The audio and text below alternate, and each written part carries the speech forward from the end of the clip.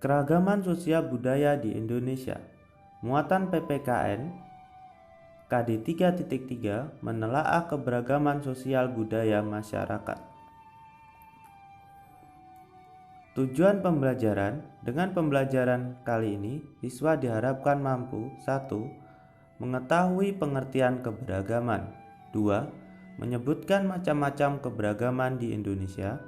3. Mengetahui dampak keanekaragaman budaya. 4. Menyebutkan cara menjaga kebersamaan dalam keberagaman. Kita mulai dengan pengertian keberagaman. Keberagaman berasal dari kata ragam yang berarti bermacam-macam. Keberagaman adalah suatu kondisi dalam masyarakat yang terdapat banyak perbedaan dalam berbagai bidang.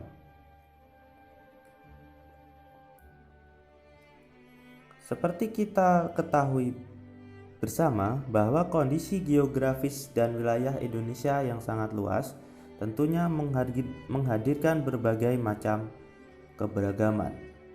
Keberagaman itu yaitu perbedaan ras, perbedaan suku bangsa, perbedaan agama, perbedaan budaya, perbedaan bahasa, serta perbedaan adat istiadat.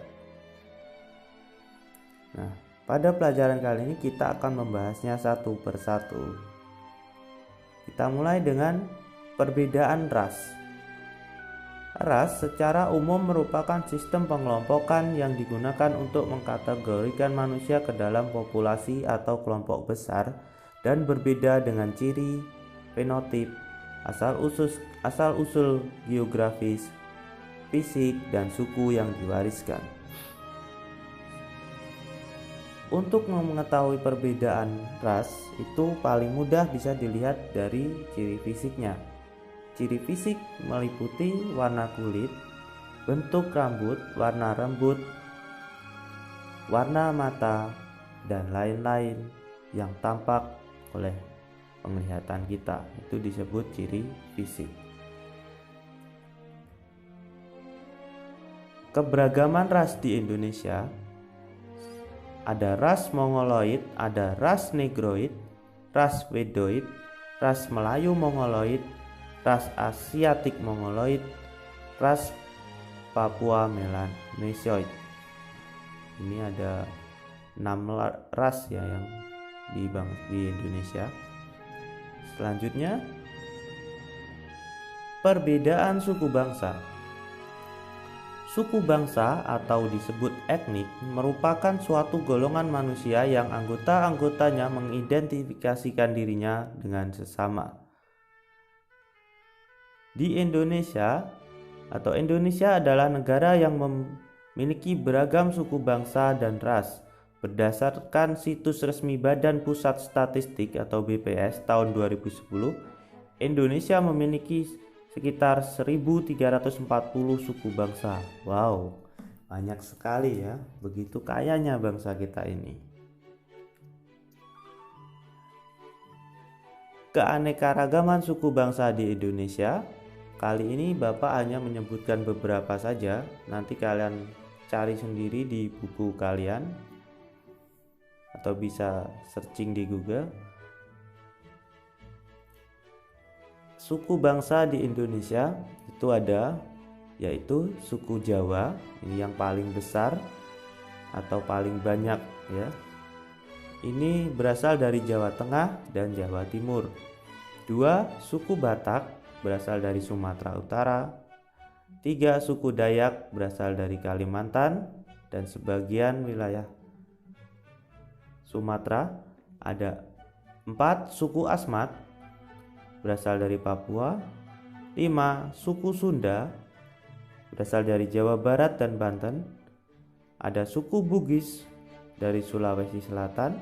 7. Suku Madura dari Pulau Madura. Dan masih banyak suku lainnya.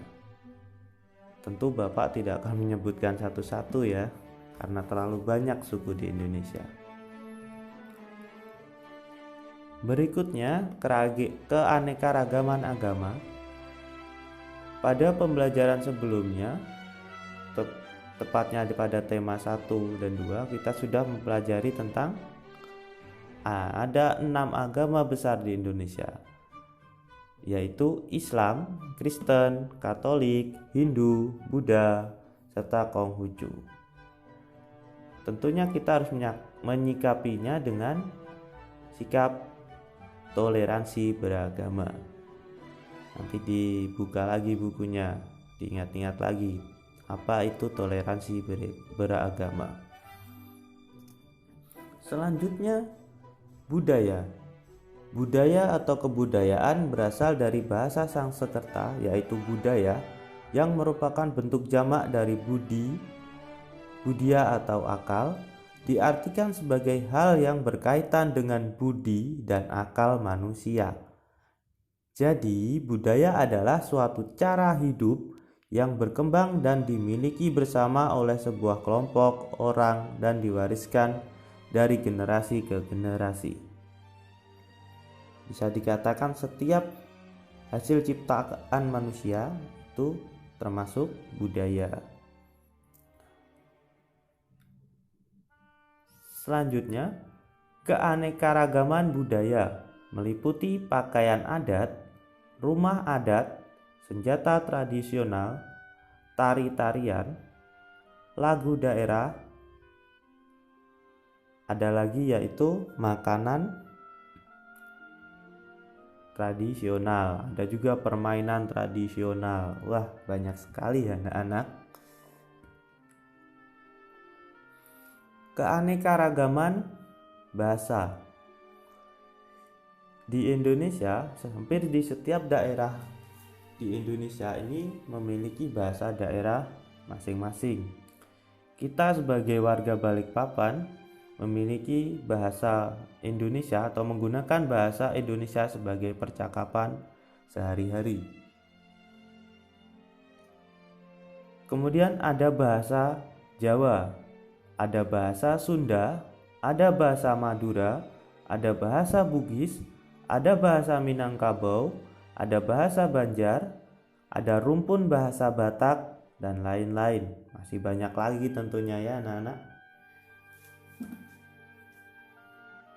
Tentunya untuk menyatukan bahasa itu agar kita meskipun berbeda daerah bisa tetap berkomunikasi, itu bisa menggunakan bahasa Indonesia. Jadi bahasa Indonesia sangat penting dalam kehidupan berbangsa dan bernegara. Bahasa Indonesia sebagai penghubung, pemersatu, dan juga alat untuk mendefinisikan suatu objek yang disetujui oleh seluruh masyarakat Indonesia untuk menyampaikan suatu tujuan tertentu.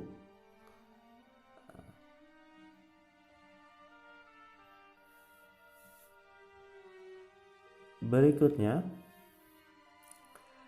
keanekaragaman adat istiadat. Adat istiadat merupakan tata kelakuan yang kekal dan turun-temurun dari generasi ke generasi. Adat bisa berupa kebiasaan, bisa berupa peraturan atau hukum, maupun upacara yang sudah dilaksanakan oleh para leluhur dan menjadi kesepakatan bersama, serta menjadi ciri khas suatu daerah tersebut. Untuk adat ini biasanya hanya berlaku di daerah tertentu saja karena menjadi kesepakatan dari masyarakat di daerah tersebut. Sehingga kalian bisa bayangkan begitu banyaknya adat istiadat di Indonesia ini, tergantung dari banyaknya daerah di Indonesia. Berikut akan Bapak sampaikan adat atau lebih tepatnya upacara adat yang ada di Indonesia, namun ini baru sebagian saja. Nanti kalian bisa mencari lagi di buku kalian. Ada 1 upacara ngaben atau upacara pembakaran mayat di Bali, 2 pasola. Ini upacara suatu upacara dengan menaiki kuda ya. 3 Mapa Silaga Tedong atau bisa disebut Rambu Solo dari Sulawesi Selatan, sama dengan Ngaben, ini juga upacara kematian. 4. Kebu-kebuan dari Jawa Timur, tepatnya Banyuwangi. 5. Ada Tabui dari Sumatera Barat. Ada Dahau atau dari Kalimantan Timur, ini upacara adat masyarakat Dayak untuk saat memberi nama anaknya. 7. Erau dari Kalimantan Timur, tepatnya dari Tenggarong. Nanti pada setiap bulan apa kalian bisa main ke sana untuk melihat secara langsung upacara Erau. Dan masih banyak lagi upacara atau kegiatan adat istiadat di Indonesia. Nanti kalian cari sendiri ya. Sekarang banyak keanekaragaman di Indonesia ini tentunya memiliki dampak positif maupun dampak negatif. Dampak positif keanekaragaman yaitu 1. Keberagaman menjadikan sebuah negara ini kaya. 2. Keberagaman bisa menjadi sumber devisa. Contohnya di Bali itu karena memiliki tari-tarian, memiliki kesenian dengan ukiran-ukirannya, dengan jajanan-jajanannya, dengan ini menjadikan banyak turis yang datang ke Bali. Nah, tentunya turis yang datang itu akan menghasilkan devisa untuk negara. Kita lanjut, nomor 3, keberagaman menjadi salah satu identitas bangsa yang membedakan dari bangsa lain di dunia. 4. Keberagaman menjadikan interaksi di dalam masyarakat berjalan dinamis. 5. Keberagaman menjadikan hidup sebuah bangsa jauh lebih berwarna apabila dibarengi dengan toleransi. Sekarang dampak negatif keanekaragaman. 1. Munculnya persaingan. 2. Munculnya sikap negatif seperti egoisme kelompok atau golongan, fanatisme yang berlebih, dan lain sebagainya. 3. Muncul etnosentrisme. 4. Mudah terpecah belah. 5. Sulit untuk mengupayakan persatuan dan kesatuan. Berikutnya, dari dampak tadi ya, sehingga kita perlu menjaga kebersamaan dalam keberagaman. Menjaga kebersamaan dalam keberagaman dapat dilakukan dengan cara 1. Hidup dan bergaul secara damai, beradab dan santun. 2. Tidak membeda-bedakan antar golongan. 3. Menjaga kebiasaan rakyat Indonesia yang terkenal akrab dan ramah, bahkan dengan bangsa lain sekalipun. 4. Tidak menyombongkan budaya sendiri. 5. Mau dan bangga mempelajari budaya dari daerah lain. Nah, demikian anak-anak, semoga kalian memahami penjelasan dari Bapak. Sebagai penutup, Bapak persembahkan keberagaman ada dan nyata adanya. Janganlah ditolak atau dihindari. Tuhan menciptakan kita berbeda-beda, tidak lain untuk saling melengkapi. Terima kasih.